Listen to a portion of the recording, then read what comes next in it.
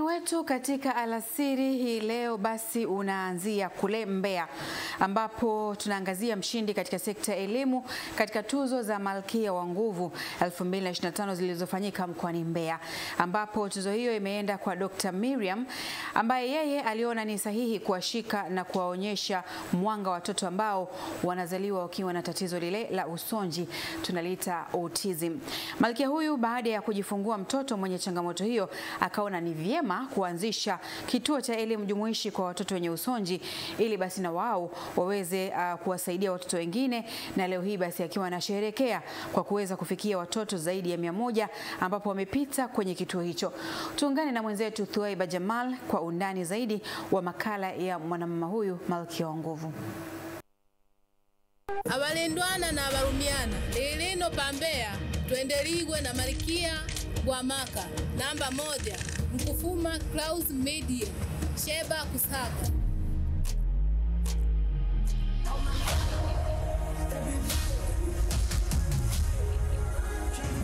Malkia wa Nguvu 2025, twende duniani. Ahlan wa sahlan. Ni hao.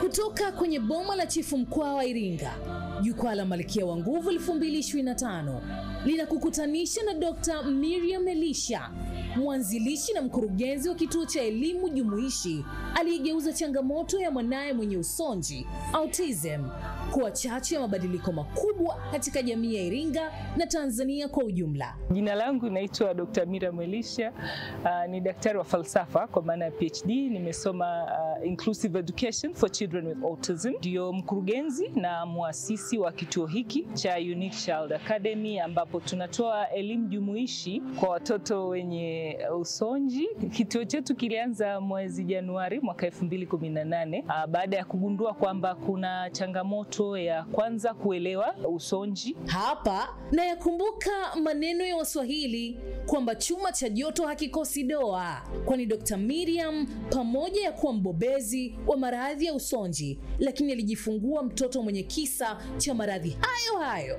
na baadaye jaribio la kumwandikisha mtoto wake katika shule za kawaida halikuzaa matunda. Mtoto wangu wa pili ambaye sasa hivi ana miaka 11 alipata changamoto wakati wa kuzaliwa. Hatukufahamu mapema kwamba ingeletelezea tatizo lolote, lakini wakati ninamnyonyesha nakumbuka alikuwa haniangalii kabisa usoni. Hata interaction zile inabidi ulazimishe sana ndo interact na wewe. Kuna shule moja ambayo walikuwa inaanza, nikawashawishi waanzishe daycare, wakamchukua. Ndani ya mwezi tu akaniambia kwa kweli tumeshindwa, hatuwezi, kwa sababu haongei, hatujui namna ya kumsaidia, lakini pia hawezi kutulia darasani. Tunaona unapoteza hela.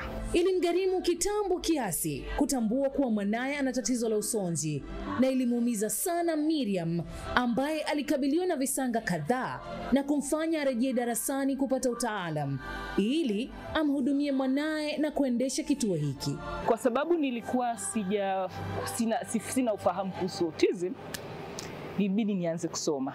Kwa hiyo nilichofanya cha kwanza, kulikuwa kuna rafiki yangu Mwingereza akanifundisha kufanya speech therapy. Baadaye nilipoona kujifunza kuna kwa kwingi, ndo nikaona bora tu nipate PhD. Kwa hiyo nikaji-enroll kwenye PhD kwa sababu mambo ya kusoma yalikuwa ni mengi. Mila mgandamizo na minong'ono ya waja vilijeruhi moyo wa Miriam, lakini alipiga moyo konde, na punde tu matokeo yenye tafsiri ya miujiza kwa mwanae kuanza kuongea ili watoa kimasomaso wananzengo.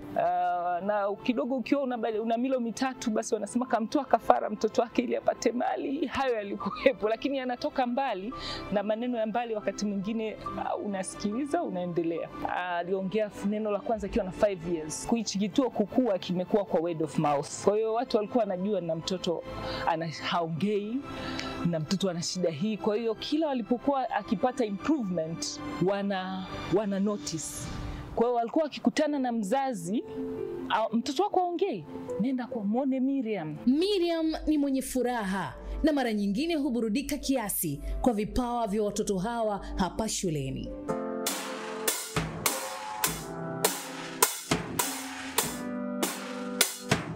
Malkia Miriam sasa anasherehekea zaidi ya watoto 100 waliopita kituoni hapo, ingawa anakiri kwamba bado kuna changamoto ya mwendelezo wa elimu maalum kwa watoto hawa. Tangia tumeanza mwaka 2018 waliopita hapa, kwa sababu tumekuwa tukifocus sisi kufanya early intervention, mtoto aweze kujimudu kwa zile tunasema activities of daily living, aweze kuongea, aweze kama ana changamoto zozote za mitikio ya hisia, labda hapendi kelele, hapendi kuchangamana, tumsaidie kwenye food selectivity, tusaidie hayo, alafu anapofika umri wa kwenda primary aende. Kwa hiyo kwa miaka hiyo nyuma tumekuwa tukifanya hivyo, na tuna matoleo katika miaka hiyo 7 karibia watoto zaidi ya 100, tunaweza kusema kama 150 ambao wamekwisha kupita hapa na wako katika shule zingine.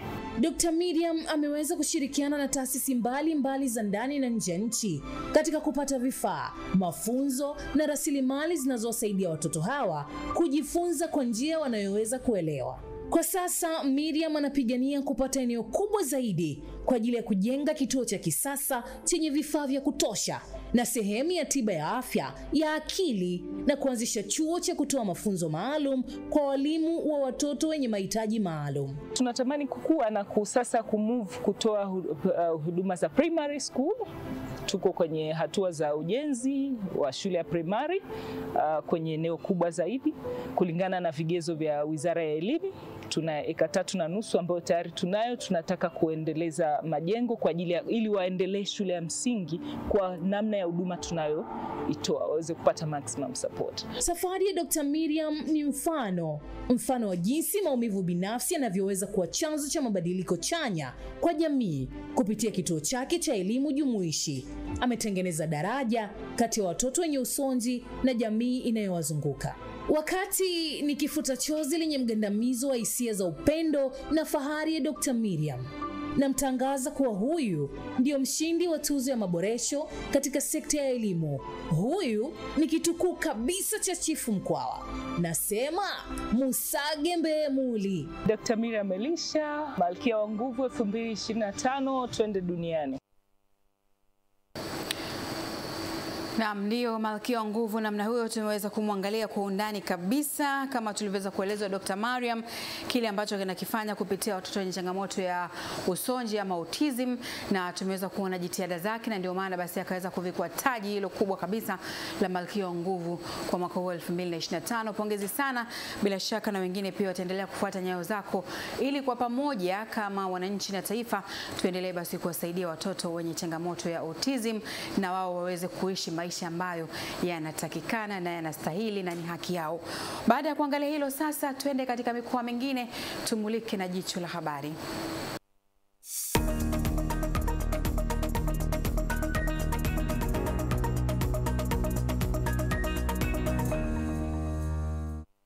Na jicho letu la habari likianzia pale Dodoma.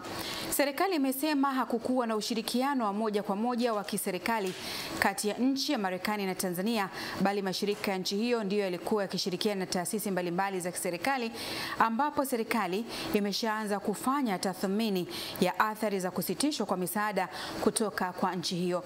Taarifa ya Sharifa Mdeme kutoka Dodoma, hapa studioni inawasilishwa naye Pili Makana. Waziri wa Fedha Dr. Mwigulu Nchemba anatoa taarifa hiyo bungeni wakati akijibu swali la mbunge wa Moshi Vijijini Profesa Patrick Ndakidemi aliyetaka kujua athari za kibajeti baada ya misaada kutoka nchi hiyo kusitishwa. Mwigulu amesema hakuna athari kwenye bajeti ya serikali na hivi sasa serikali imepangilia upya bajeti yake na kupata fedha za kuhudumia miradi hiyo iliyokuwa ikitekelezwa kwa misaada hiyo. Ni kwa kiasi gani amri za kimamlaka executive orders alizotoa Rais Trump wa Marekani kusitisha misaada katika nchi yetu imeathiri miradi iliyokuwa inaendelea hapa nchini? Je, ni kwa kiasi gani nchi yetu imejipanga kutumia rasilimali zetu za asili ambazo zina utajiri mkubwa kukabiliana na mkwamo huu ambao unaendelea kujitokeza? kufuatana na jambo hili lililotokea siku za hivi karibuni, tayari serikali imepangilia upya matumizi yake kwa bajeti inayoendelea na kupata zaidi ya bilioni 220 ambazo zilikuwa zinahitajika, na hasa maeneo ambayo yalionekana kuathirika ni maeneo ya afya ambayo tayari tulishapeleka zaidi ya bilioni 88 na zimeendelea na utekelezaji wa miradi hiyo. Ili kuendelea kukuza mapato ya ndani na kuweza kugharamia bajeti, serikali imeanza mkakati wa kuongeza uzalishaji wa bidhaa ndani ya nchi ili kupunguza kuagiza nje ya nchi. Serikali inajipanga kuanza uzalishaji zaidi wa bidhaa zinazoweza kuzalishwa ndani ya nchi ili kuondokana na uagizaji wa bidhaa za aina hiyo ambazo serikali ama nchi inaweza kuzalisha ndani ya nchi. Katika hatua nyingine, serikali imekemea tabia ya baadhi ya watu kutweza utu wa jamii ya makabila ambao wanaishi porini kwa kuwa rekodi wakiwa wamewapatia vitu kama soda, wakionyesha wakishindwa kuzifungua, kitendo ambacho ni kinyume na sheria. Wamekuwa wakirekodiwa kwa kudhalilishwa. Mfano tu, unakuta anapewa soda, hawezi kuifungua, anaitoboa, wanawarekodi. Au wanakaa kwenye kiti cha gari cha dereva, wanataka wakae wawili. Je, nini kauli ya serikali? Wale wote ambao wanasambaza, wanatengeneza maudhui ya kutweza utu wa Mtanzania, serikali haitasita kuchukua hatua kali kwa wale wote watakaobainika kufanya vitendo hivi. Na asante sana Pili Makana kwa kuwasilisha taarifa yake. Sharifa Mdeme kutoka Dodoma. Na mtazamaji, tukisalia hapo hapo Dodoma, Waziri wa Maji Juma Aweso amewataka Watanzania kuendelea kutunza mazingira sambamba na vyanzo vya maji ili kuwa na uhakika wa upatikanaji wa maji, nishati ya umeme ambayo itasaidia kukuza uchumi wa nchi. Tuungane na James Bunuma kutoka Dodoma kwa taarifa zaidi. Inaelezwa mabadiliko ya sera ya mazingira yaliyofanywa na serikali inayoendana na matakwa ya kimataifa inawapa nafasi wizara kushirikiana na wadau mbalimbali wa mazingira ili kuwa na Tanzania bora na iliyo salama. Waziri Aweso ameyasema hayo jijini Dodoma alipotembelea mabanda ya maonesho kuelekea siku ya mazingira duniani Juni 5 mwaka huu, ambapo kitaifa yatafanyika jijini Dodoma, huku akiwasisitiza wananchi kuendelea kutunza vyanzo vya maji ili kuwa na uhakika wa chakula na mipango ya maendeleo. Watanzania lazima ifike wakati tuone yale athari tunazozipata yawe mafunzo, kwa sababu athari za mabadiliko ya tabia nchi, athari zinazohusiana na uharibifu wa mazingira kwa taifa letu yapo wazi. Kwa mfano, kwa eneo letu sisi la maji, hivi karibuni katika miaka miwili iliyopita tuliona pale mto Ruvu ulikauka kabisa, lakini yale ni athari ya mazingira. Tunasema mabadiliko ya tabia nchi, lakini ukweli ni mabadiliko ya tabia za binadamu. Maria Holela ni afisa usimamizi wa mazingira Mamlaka ya Maji Safi na Usafi wa Mazingira Dodoma, ambaye amesema bado kuna changamoto kubwa ya utunzaji wa miundombinu ya maji safi na maji taka kutokana na wananchi kuendelea kutupa taka ngumu katika miundombinu ya maji. Wananchi wengi wamekuwa wakitumia mtandao wa maji taka isivyo sahihi kwa kuweka taka ngumu katika miundombinu yetu, kuanzia kule majumbani kwao katika chemba, na saa nyingine katika mtandao wetu wa maji taka njiani wanakuwa wakitupa taka ngumu. Upande wa wakandarasi, tunachokizingatia cha kwanza, kabla hajapendekeza mradi kutekelezwa, tunawataka wahakikishe kwamba wanaandaa taarifa za tathmini za athari kwa mazingira. Kauli mbiu ya maadhimisho ya wiki ya mazingira nchini ni Tanzania ijayo, tuwajibike sasa, dhibiti matumizi ya plastiki. Kutoka jijini Dodoma, James Bunuma, Clouds TV. Na shukrani sana James Bunuma kwa taarifa hiyo kutoka Dodoma. Na sasa tuelekee Shinyanga. Wadau wa sekta ya afya mkoani Shinyanga wameomba serikali kutoa elimu ya afya ya akili kwa ngazi ya jamii pamoja na shule ya msingi, sekondari na vyuo vikuu ili kuwezesha kuwatambua na kuwapatia tiba za watu wenye dalili za awali za ugonjwa wa afya ya akili. Salvatore Ntando ndiye ambaye ameangazia taarifa hiyo kwa kina kutoka Shinyanga.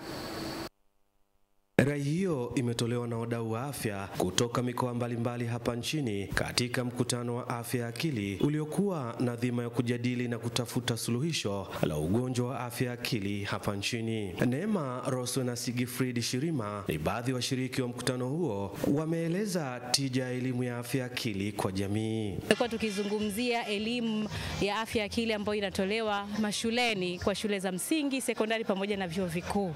Lakini pia tumezungumzia kwa sera za serikali ambazo zimeingiza mkono wake kusaidia hii mental health kukua. Ni jukumu letu pia kushirikiana na wazazi, kwa maana ya kuelimisha pia wazazi kutambua, ili tuweze kubuild generation, future generation ambayo itakuwa na uelewa mzuri zaidi katika hizi changamoto za afya ya akili. Awali akieleza dhima ya mkutano huo, Charles Deogratius ameiomba serikali kuwekeza katika afya ya akili, huku Profesa Tumaini Nagu, naibu katibu mkuu TAMISEMI, akitoa kauli ya serikali. Na tuendelee kuwekeza kwenye afya ya akili kwa sababu ndio maisha halisi.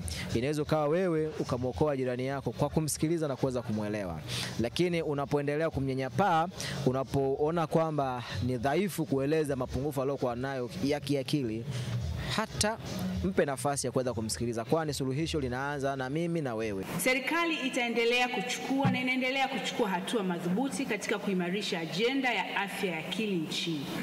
Ofisi ya Rais TAMISEMI inaendelea kushirikiana na Wizara ya Afya pamoja na wadau mbalimbali katika kutekeleza mikakati ya sekta ya afya nchini, yani Health Sector Strategic Plan 5, ambayo imetoa kipaumbele kwa afya ya akili. Kutoka mkoani Shinyanga, Salvatore Ntandu, na hii ni Clouds TV. Hebu sasa tuangazie mkoani Iringa. Katika kuendelea kutoa huduma za matibabu kwa wananchi, timu ya madaktari bingwa 34 wa Rais Dr. Samia Suluhu Hassan imewasili mkoani Iringa kwa ajili ya kutoa huduma za kibingwa kwa muda wa siku 5 katika hospitali zote za halmashauri za mkoa huo. Agustino Kihombo kutoka Iringa anatupa taarifa zaidi. Hii ni awamu ya pili ya mpango wa kitaifa wa kusogeza huduma za afya za kibingwa kwa wananchi, mpango wa Rais Dr. Samia Suluhu Hassan kupitia Wizara ya Afya, ambapo katika awamu ya kwanza mpango huu uliwafikia zaidi ya wananchi 2,000 wa mkoa wa Iringa. Baadhi ya huduma zitakazotolewa na madaktari bingwa hao ni pamoja na afya ya uzazi na magonjwa ya wanawake, huduma za kibingwa kwa watoto, lengo ikiwa ni kusogeza huduma hizo karibu na wananchi na kuwajengea uwezo wataalamu wa afya katika ngazi ya msingi, kama anavyoeleza kaimu mganga mkuu wa mkoa wa Iringa Dr. Claudianus Mgimba. Kwa lolote mpakalo likuta tunajua nini wataalamu, na kule mnapoenda tunao watumishi wataalamu, lakini nini wataalamu bingwa. Sasa kule tunazo changamoto, tuna mapungufu ya kiujuzi ambayo tunategemea nyinyi mnaenda kuyaziba. Ratibu wa programu hiyo kutoka Wizara ya Afya Upendo Mamchon anasema katika awamu hii ya pili wamejipanga kuendelea kutoa huduma bora kwa wananchi ili kupunguza rufaa ya kwenda katika hospitali kubwa. Kwa tunaamini kabisa katika fezi yetu hii ya pili itakuwa na matokeo makubwa zaidi. Sawa jamani wabobezi? Ili tuweze kuongeza, tunatamani kufanya vizuri zaidi. Daktari bingwa wa afya ya uzazi na magonjwa ya kina mama Dr. Hassan Mtan anaeleza namna wanavyokwenda kutoa huduma. Jambo hili limesogeza huduma karibu na wananchi, limewapunguzia adha ya kusafiri mwendo mrefu kufuata huduma hizi, lakini kikubwa zaidi imewapunguzia gharama, kwa sababu wanapokuwa wanapata huduma hizi, gharama za matibabu zinawekwa kulingana na viwango vya hali za uchumi katika maeneo yao. Kuna baadhi ya vifaa tiba ambavyo vilikuwa havitumiki kwa sababu tu kwamba hawana uzoefu wa kuvioperate vile vifaa, lakini katika ujio wetu vifaa vingi vimeendelea kutumika. Mpango huu wa madaktari bingwa wa Rais Samia ni sehemu ya juhudi za serikali ya awamu ya 6 katika kuimarisha sekta ya afya na kuhakikisha huduma bora zinawafikia wananchi wote, hasa wale wa maeneo ya vijijini. Hii ni Clouds TV kutoka hapa mkoani Iringa. Mimi ni Agustino Kihombo. Na shukrani Agustino Kihombo. Changamoto ya migogoro kazini imetajwa kupelekea tatizo la afya ya akili kwa wahudumu wa sekta ya afya, ambapo wengi wametajwa kusumbuliwa na msongo wa mawazo, hasa katika kipindi wanachokuwa wanatoa huduma kwa watu na kisha wanapoteza maisha mikononi mwao, hali ambayo inadhoofisha utendaji kazi katika sekta hiyo. Jacob Karoli kutoka Mara, huyu hapa na taarifa zaidi.